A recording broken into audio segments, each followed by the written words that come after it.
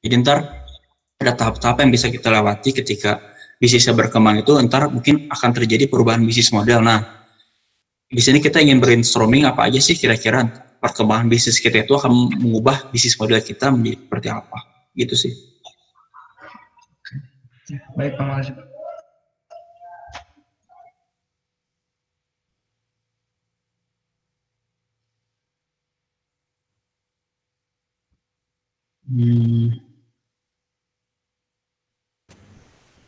Oke, ada lagi mungkin dari yang lain?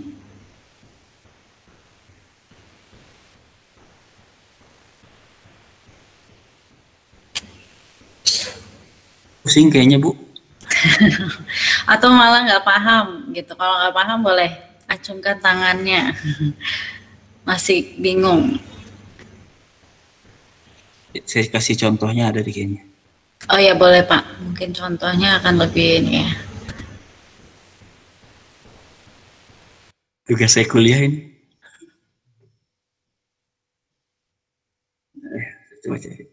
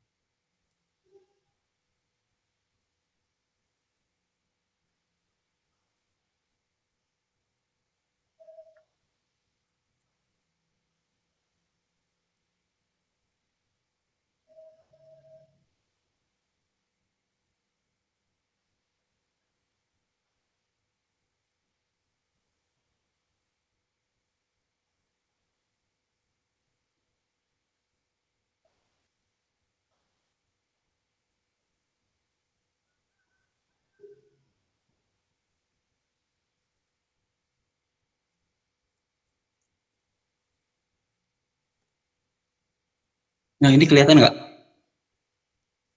Ini punya teman saya sebenarnya.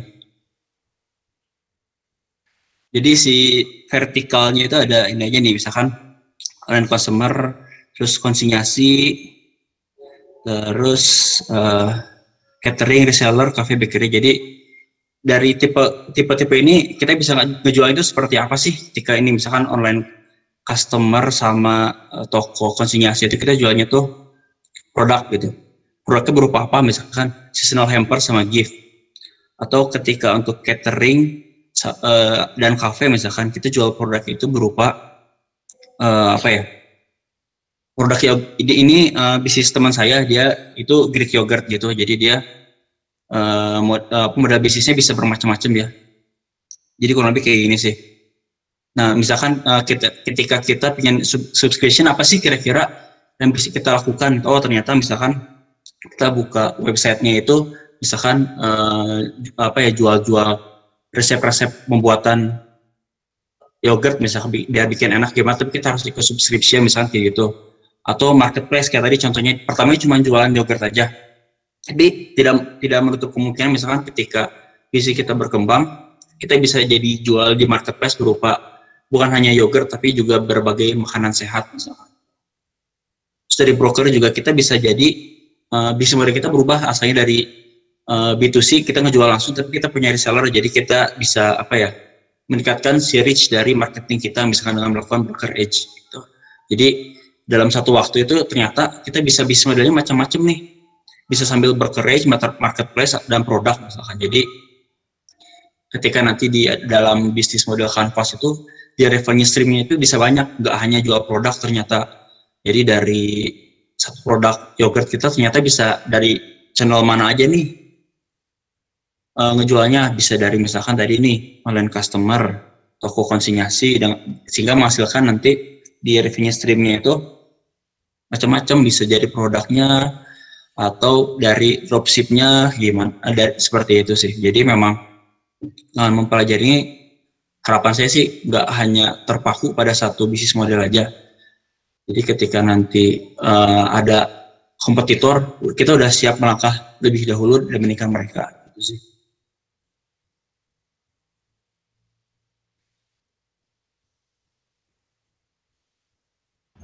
Oke, Pak, mau ini Pak, mau memastikan. Jadi antara apa perbedaan dari BMC dan juga bisnis modelnya itu kan, untuk kalau BMC itu seperti ini Pak, seperti rangkuman dari bisnis kita, sedangkan kalau yang ini mah lebih kepada bagaimana pengembangan kita untuk membuat lini bisnis yang lain ataupun lini produk yang lain. Itu bukan maksudnya. Jadi gini, ketika melaksanakan bisnis itu kita bisa aja sekali melakukan bisnis itu nggak cuma satu bisnis model. Jadi misalkan contohnya gini, Gojek misalkan. Gojek kan bisnisnya nggak hanya bisnisnya nggak hanya ke customer tapi juga ke driver kan ya. Yeah. Nah untuk ke driver sama ke customer sendiri kan beda. Terus customer juga kan banyak tuh.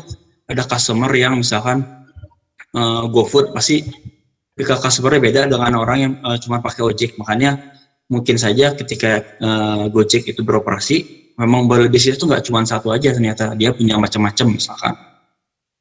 Jadi baik lagi lah contoh yang tadi. Jadi misalkan apa ya? Contohnya misalkan kita buat bisnisnya social enterprise di bidang misalnya makanan. Oke, bisnis model kita kan pertama udah pasti ngejual barang kita ke customer. Cuman nggak menutup kemungkinan kita punya bisnis model juga yang kita akan terapkan kepada supplier kita misalkan, sehingga supplier tersebut akhirnya membuat suatu ikatan yang kuat dengan bisnis kita. Gitu. Jadi memang ketika kita mulai bisnis, nggak menutup kemungkinan hanya menjalankan satu model bisnis saja gitu. Yang kita gambarkan sebagai bisnis dalam bisnis model Canvas. Oke. Baik Pak, makasih Pak.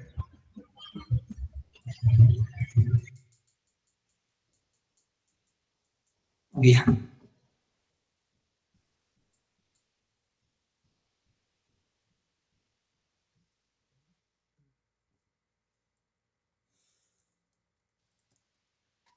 Pusing ya?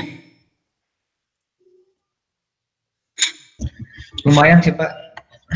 Karena memang ini masih setengah jalan.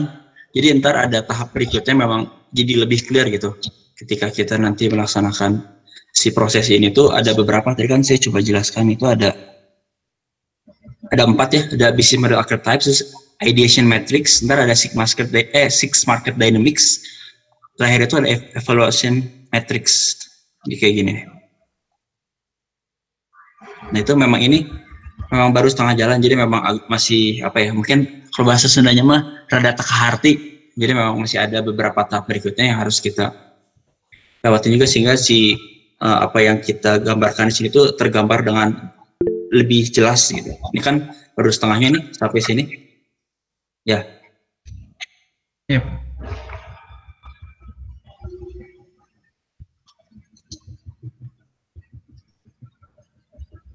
Mungkin biar nggak setengah-setengah, saya coba lanjut aja kali ya.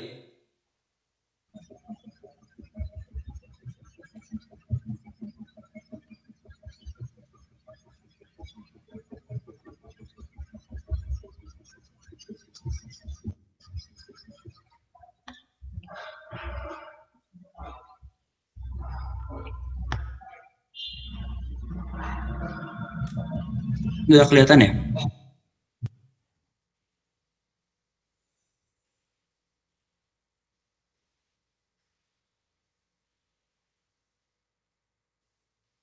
Nah, jadi ini tahap selanjutnya sebenarnya ada namanya startup heuristics berupa the six market dynamics. Jadi ini ada, jadi ketika kita melaksanakan bisnis itu ada, dianggap ada 6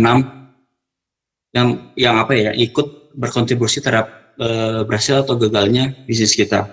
Ya, ada totalnya ada kurang lebih 18 karakteristik lah.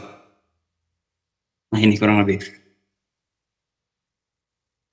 Ini saya ambil dari buku The Smarter Startup, Quebec Exam tahun 2014. Ini. Jadi ada yang namanya dari aspek yang mempengaruhi bisnis kita itu dari customer. Jadi bisa jadi produk yang kita hasilkan atau jasa yang kita hasilkan itu nggak memenuhi kebutuhan ataupun keinginan calon customer kita, atau ternyata pasar yang kita masuki itu ternyata segmennya nggak cocok gitu. Jadi apakah mungkin terlalu besar, terlalu kecil, atau terlalu niche itu ya kayak pecahan-pecahan pasar itu, jadi sehingga sangat kecil gitu. Jadi apakah memang pasar kita itu terlalu kecil gitu. Terus juga ada si akses itu ternyata untuk produk itu masih susah atau udah mudah sih, makanya ikut mempengaruhi keberhasilan bisnis kita. Nah ini, jadi untuk kebutuhan atau keinginan itu kita memang harus bisa dibilang riset. Pertemuan sebelumnya kan saya bilang kita harus mengetahui siapa sih customer kita dan apa sih sebenarnya yang mereka butuhkan. Makanya sebelum bisnis, harapan saya sih semuanya itu melakukan riset dulu apakah benar produk atau jasa yang akan kita hasilkan itu nantinya benar-benar dibutuhkan, atau kalaupun nggak dibutuhkan memang membuat orang tersebut ingin. Misalkan kita bisa mengidentifikasi, masalah ini sebenarnya udah pernah diselesaikan, tapi ada yang kurang nih. Nah, kurangnya apa? Misalkan kita produk yogurt gitu. Produk yogurt ini enak sih, tapi kalau misalkan produknya misalkan lebih kental, saya bakal lebih suka misalkan. Oke, berarti kita buat aja yogurt yang lebih kental misalkan. Caranya gimana ya? Itu pintar-pintar orang produksinya seperti apa. Jadi kita memang harus riset dulu, dan memang dari riset tersebut sudah terbukti data tersebut valid, sehingga kita istilahnya ide ini yang kita akan lakukan ini adalah worth to try, bukan sesuatu yang akan akhirnya sia-sia. Nah, ini juga saya sempat jelasin ya kemarin. Jadi kita ketika bisnis juga harus memperhatikan pasar kita, apakah kita siap gitu untuk berkompetisi di pasar tersebut. Misalkan kita ingin bermain di pasar yang besar, tapi kita jadi pemain kecil ya, misalkan. Di sana kan udah banyak pemain, apakah kita siap misalkan untuk bersaing dengan kompetitor yang sudah lebih dulu dari sana, atau kita pengen terbalik nih, jadi kita cari ya udahlah pasar yang kecil, tapi di sana kita bisa jadi pemain yang besar, sehingga ketika nanti walaupun ada yang masuk misalkan, itu udah megang pasarnya, jadi udah menjadi loyal customer, kita nggak akan terganggu meskipun antaranya kebagi pasarnya, kita udah megang misalkan tetap 80% pangsa pasarnya misalkan, atau 70-60, tapi kita tetap menjadi pemain besar di pasar tersebut. Jadi kita harus benar-benar memperhatikan si pasar yang akan kita masuki itu seperti apa. Nanti kita harus mengenal pasar kita juga sebelum memulai suatu bisnis.